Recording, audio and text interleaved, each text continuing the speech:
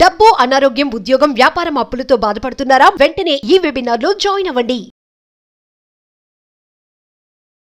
నమస్తే, welcome back to Suman TV. నేను మీ సంజయ్. ఈరోజు మనతో పాటు ఉన్నారు యాంఫర్ రిజిస్టర్డ్ మ్యూచువల్ ఫండ్ డిస్ట్రిబ్యూటర్ మరియు ఇన్సూరెన్స్ ప్లానర్ శ్రీనివాస్ రెడ్డి గారు. ఆయనతో మాట్లాడి కొన్ని విషయాలు తెలుసుకుందాం. నమస్కారం సార్. నమస్తే సంజయ్. నేను నెలకు ఒక 5,000 దాద్దాం అనుకున్నా. ఒక 5,000 వరకు నేను సేవ్ చేయగలను.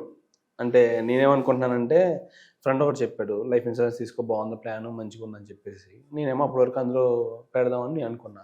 ఈలోపు ఇంట్లో చూసుకుంటే అమ్మ వాళ్ళేమో గోల్డ్ కొనమంటున్నారు, కొంతమంది ఏమో పీపీఎఫ్ అంటున్నారు, మీరేమో రోజు మ్యూచువల్ ఫండ్ అంటున్నారు.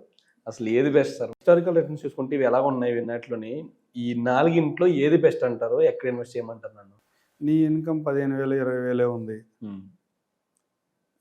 ఇన్కమ్ పెరిగే అవకాశాలు లేవు. నియర్వై మనకేం కనపట్ల. ఇన్కమ్ పెరిగే అవకాశాలు అయితే ఏం కనపట్ల. మా పెరిగినా కానీ ఒక 15,000 20,000 అయితే 25,000 అయితే నెక్స్ట్ 3-4 ఇయర్స్లో. ఓకే. అలాంటి వాళ్ళకి ట్రెడిషనల్ ఇన్సూరెన్స్ ప్లాన్ మంచిదే. ఓకే. మేము రెగ్యులర్గా టర్మ్ ప్లాన్ తీసుకోండి అని చెప్తాం. టర్మ్ ప్లాన్కి నీ ప్రొఫైల్ సూట్ కాదు. అలాంటప్పుడు regular insurance plan correct. Okay. అట్లా కాదు, సరే ఈ మార్కెట్ వాలటిలిటీ వద్దు, ఈ గోల వద్దు, నాకు నేను ఒక టర్మ్ ప్లాన్ తీసుకుందాం అనుకుంటున్నానులే, నా ప్రొఫైల్ టర్మ్ ప్లాన్ వచ్చింది, ఓకే, నాకు శాలరీస్ పెరుగుతాయి, నెక్స్ట్ 2 ఇయర్స్లో టర్మ్ ప్లాన్ తీసుకుందాం అనుకుంటున్నా, ఇది కొంచెం సేఫ్టీ ఉండేటట్టుగా చూసుకోవాలి, ఒక 10-15 ఏళ్ళు దీన్ని ముట్టుకోకూడదు సార్, నాకు బ్యాంక్ ఇంట్రెస్ట్ వచ్చినా పర్లేదు అనే మెంటాలిటీని ఇదైతే పీపీఎఫ్ బెటర్. ఇప్పుడు ఎవరన్నా సరే నుంచి నీళ్ళ ఎవరో చోట్ల పరిగెట్టి పాలు తాగనగా చేస్తున్నారు. ఎంత కష్టపడితే ఎంత రిస్క్ చేయగలిగితే అంత రిటర్న్స్ అంటారు కదా. పరిగెట్టి పాలు తాగొద్దు. చాలా మంది ఏమంటారంటే, నాకు రిటర్న్స్ బ్రహ్మాండంగా ఉండాలి, రిస్క్ ఏముండొద్దు. రిస్క్ ఏమి ఉండదు అసలు, కానీ రిటర్న్స్ మాత్రం 5 రూపాయలు 6 రూపాయలు వడ్డీ వచ్చేయాలి, నెక్స్ట్ మంత్కి డబుల్ అయిపోతే ఇంకా హ్యాపీ. అదే ప్రాపర్గా అట్లా ఆలోచిస్తారు. గోల్డ్ సపోజ్ ఇంట్లో వాళ్ళకి ఏదో చిన్న చిన్న అవసరాలు లేకపోతే కోరికలు ఉన్నాయి, అది తీరిస్తే వాళ్ళు హ్యాపీగా ఫీల్ అవుతారు అనుకున్నారు. ఈ సంపాదన కంటే అది బెటర్. అంతే సార్. చిన్న ఆర్నమెంట్ కొనుక్కెళ్ళి ఇస్తే వాళ్ళు చాలా హ్యాపీగా ఫీల్ అవుతారు, వాళ్ళకి ఏం డ్రీమ్స్ ఇచ్చి పోతారు అనుకున్నప్పుడు అది కూడా మంచి పనే. ఇవన్నీ కాదు, నాకు రిటర్న్స్ ఇంపార్టెంట్. నెక్స్ట్ 10 ఇయర్స్ తర్వాత 15 ఇయర్స్ తర్వాత నాకు ఏదైనా పెద్ద పెద్ద అవసరాలు వచ్చినప్పుడు వాటిని ఫుల్ఫిల్ చేసుకోవడానికి నేను ఇన్వెస్ట్మెంట్ చేద్దాం అనుకుంటున్నా.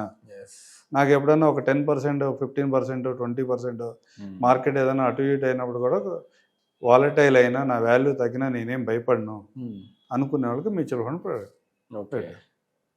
అలా హిస్టారికల్ రిటర్న్ తీసుకో. ఎందుకు లాంగ్ టర్మ్లో మ్యూచువల్ ఫండే బెటర్ అని చెబుతున్నారు అంటే, హిస్టారికల్ రిటర్న్ తీసుకుంటే కనుక నెలకు ఒక 5,000 రూపాయలు ఎవరైనా ఒక ఇన్సూరెన్స్ ప్లాన్లో ఇన్వెస్ట్ చేసి ఒక 15 సంవత్సరాల తర్వాత విత్డ్రా చేసుకుందామని చూస్తే, ఇన్సూరెన్స్లో అయితే ఒక 12-13 లక్షల రూపాయల వరకు మెచ్యూరిటీ వస్తుంది.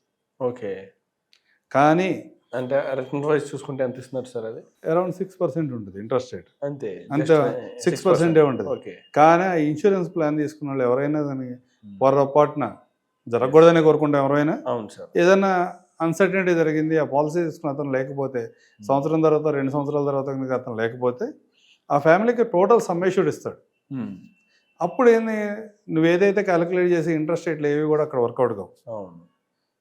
సంవత్సరానికి ఒక 60,000 రూపాయల కాడికి ఒక 2 సంవత్సరాలు 3 సంవత్సరాలు పే చేశాడు, 1,80,000 పే చేశాడు, అతనికి వచ్చేప్పుడు దగ్గర 15-16 లక్షలు మెచ్యూరిటీ డెత్ క్లెయిమ్ వచ్చింది అనుకోండి. మనం పెట్టిన అమౌంట్కి అతనికి వచ్చిన అమౌంట్కి చాలా హ్యూజ్ గ్యాప్ ఉండదు, ఇంట్రెస్ట్ ఏది వర్కౌట్ కాదు. అవును సార్. అదే ఆ ప్రోడక్ట్లో ఉపయోగం. పీపీఎఫ్ ఎందుకు పీపీఎఫ్ చేయమంటారు అంటే, మన దగ్గర ఏ రోజు లిక్విడిటీ ఉంటే లిక్విడిటీ ఉన్నదాన్ని విత్డ్రా చేసేస్తూ ఉంటాం. అనుకున్న వాడికి అట్లా కాదు, విత్డ్రా చేయకుండా ఒక 15 ఇయర్స్ అన్న హోల్డ్ చేయాలి అనుకున్నాడు పీపీఎఫ్ కరెక్ట్. ఓకే. అట్లా కాదు, ఇవన్నీ కాదు, మనకి పర్లేదు వాలటైలిటీ ఉన్నా మనకి రిటర్న్స్ కావాలి అనుకుంటే కనుక మ్యూచువల్ ఫండ్. ఇదే సందర్భంలో ఇందాక ఇన్సూరెన్స్ ప్లాన్లో ఇన్వెస్ట్ చేస్తే నీకు 13 లక్షల వరకు వస్తాయి అని చెప్పాను. అవును. ఇదే అమౌంట్ కనుక నువ్వు పీపీఎఫ్లో ఇన్వెస్ట్ చేసావు అనుకో, నీకు ఒక 18 lakhs వరకు వస్తాయి. 18 lakhs వరకు వస్తాయి. అదే అమౌంట్ కనుక నువ్వు గోల్డ్లో ఇన్వెస్ట్ చేసి ఉంటే, ప్రతి సంవత్సరం ఒక 60,000 రూపాయల గోల్డ్లో ఇన్వెస్ట్ చేసుకుంటే వెళ్తే యావరేజ్ నా గోల్డ్లో రిటర్న్ 10% వరకు వర్కౌట్ అవుతుంది, హిస్టారికల్ రిటర్న్. ఫ్యూచర్ కూడా అలాగే ఉంటుంది అనుకుంటున్నాం. నెక్స్ట్ 15 ఇయర్స్ తర్వాత నీకు ఒక 20 lakhs వస్తుంది. ఓకే. ఇంకొక 2 గోల్డ్ 20 lakhs వరకు వస్తుంది. మ్యూచువల్ ఫండ్స్ ఎంత వస్తుంది? మ్యూచువల్ ఫండ్లో అదే 10 years కనుక అదే అమౌంట్ చేస్తే మినిమం నీకు ఒక 33 lakhs వరకు వస్తుంది. Duration sir 15 years same duration same amount. Investment amount ఎక్కడైనా సరే 9 లక్షలే. ఇన్సూరెన్స్లో అయితే 12 నుంచి 13 లక్షలు వస్తుంది. పీపీఎఫ్లో అయితే 16 నుంచి 17 లక్షలు వస్తుంది. కొంచెం ఎక్స్ట్రా కూడా రావచ్చు. అదే ఇన్సూరెన్స్ గోల్డ్లో ఇన్వెస్ట్ చేస్తే నీకు 19 నుంచి 20 lakhs మధ్యలో ఉంటుంది. మ్యూచువల్ ఫండ్లో అయితే నీకు 33 to 35 lakhs మధ్యలో ఉంటుంది. దీంట్లో ఏమన్నా అడ్వాంటేజ్ ఏంటంటే ఇన్సూరెన్స్లో కానీ పీపీఎఫ్లో కానీ నువ్వేమీ ట్యాక్స్ పే చేయాల్సిన అవసరం లేదు. మ్యూచువల్ ఫండ్లో ట్యాక్స్ పే చేసుకోవాలి. లాంగ్ టర్మ్ క్యాపిటల్ కానీ ఏదైతే ఉందో అదే 10% వరకు పే చేయాల్సి ఉంటుంది. 12.5 ఉంది రీసెంట్ చేంజెస్ తర్వాత. 1,25,000 వరకు ఎగ్జామ్షన్ ఉంది. తర్వాత 12.5 ఏదైతే ప్రాఫిట్స్ వస్తుందో దాంట్లోంచి 1,25,000 మైనస్ చేసినాక మిగతా అమౌంట్కి మనం 12.5% ట్యాక్స్ పే చేయాలి. ఇవన్నీ క్యాలిక్యులేట్ చేసుకున్న తర్వాత కూడా నీకు 31 నుంచి 32 lakhs వరకు ప్రాఫిట్ ఉంటుంది. రిటర్న్స్ వైజ్ చూసుకుంటే మ్యూచువల్ ఫండ్స్ చాలా బెస్ట్గా అనిపిస్తుంది. కానీ ఇప్పుడున్న యూత్కి ఎగ్జైట్మెంట్, ఆర్భాటాలు, కొంచెం ఆత్రుత ఎక్కువ. అంటే ఇప్పుడు చూసుకుంటే చాలా అంటే మీరు అన్నట్టు జరగకూడదని కోరుకుంటాం. కానీ బయట చూసుకుంటే యూత్కే యాక్సిడెంట్ రేట్స్ ఎక్కువ ఉన్నాయి సార్. మ్యాక్సిమం ఒక 20 to 30 మధ్య ఉన్న కుర్ర వాళ్ళకి ఎక్కువ యాక్సిడెంట్స్ ఇవి. అట్లా ఏం లేదు. మనము అంత విపరీతంగా భయపడాలన్న సిచ్యువేషన్స్ అయితే బయట కూడా ఏమి లేవు. కాకపోతే ఏంటంటే నీ అవసరానికి తగ్గట్టుగా నువ్వు ప్లాన్ చేసుకో. రిటర్న్ వైజ్ చూసుకుంటే సేఫ్టీ వైజ్ చూసుకుంటే ఇన్సూరెన్స్ ప్లాన్ చేసుకో, తప్పేం కాదు. అట్లా కాదు నాకు రిటర్న్సే కావాలి, నాకు పర్లేదు నేను ఒక టర్మ్ ఇన్సూరెన్స్ ప్లాన్ తీసుకుంటా 1 year తర్వాత లేకపోతే 6 months తర్వాత అనుకున్నాం అనుకో, మ్యూచువల్ ఫండ్కి వెళ్ళిపోయి హ్యాపీగా. అట్లా కాదు ఇంట్లో అమ్మని హ్యాపీగా ఉంచాలి, లేకపోతే చెల్లెల్ని హ్యాపీగా ఉంచాలి, లేకపోతే మనం సొసైటీలో కొంచెం గొప్పగా కనపడాలి అనుకుంటే ఏదో గోల్డ్ ఆర్నమెంట్ కొనుక్కుని వేసుకుంటాం. అది ప్రతిదీ కూడా నిర్ణయం అనేది నీ అవసరానికి నీ అభిరుచి తగ్గట్టుగా డిజైన్ చేసుకోవాలి. అంతేగాని అంటే ఏ ప్రోడక్ట్ గురించి ఎవరు వచ్చి నీకు ఎక్స్ప్లెయిన్ చేసినా, ఒక రియల్ ఎస్టేట్ ఏజెంట్ వచ్చి నీకు ఎక్స్ప్లెయిన్ చేస్తే రియల్ ఎస్టేట్ మాత్రమే జీవితం అనిపించింది. అవును. ఒక మ్యూచువల్ ఫండ్ అతను వచ్చి ఎక్స్ప్లెయిన్ చేస్తే మ్యూచువల్ ఫండ్ మాత్రమే జీవితం అనిపించింది. ఒక ఇన్సూరెన్స్ అడ్వైజర్ వచ్చి కనుక నీకు ఎక్స్ప్లెయిన్ చేయడం మొదలు పెడితే ఇది లేకపోతే అసలు ఏమీ లేదుగా అనిపించదు. కానీ నీకేది కావాలన్నది ఈ మూడిట్లో కూడా నువ్వు కొంచెం ప్రశాంతంగా కూర్చొని ఆలోచించుకుని దాన్ని ప్రాపర్గా ఇన్వెస్ట్ చేసుకోవాలి. Okay sir. కానీ మీరు చెప్పింది బాగానే ఉంది. అంటే ఏ విధంగా అంటే మళ్ళీ నన్ను కన్ఫ్యూజన్లోనే పెట్టారు పట్టుకొచ్చి. కానీ రిటర్న్ వైజ్ చూసుకుంటే నాకైతే మ్యూచువల్ ఫండ్స్ అయితే కొంచెం మొగ్గు చూపిస్తుంది. అటు పరంగా చూసుకుంటే సేఫ్టీయే.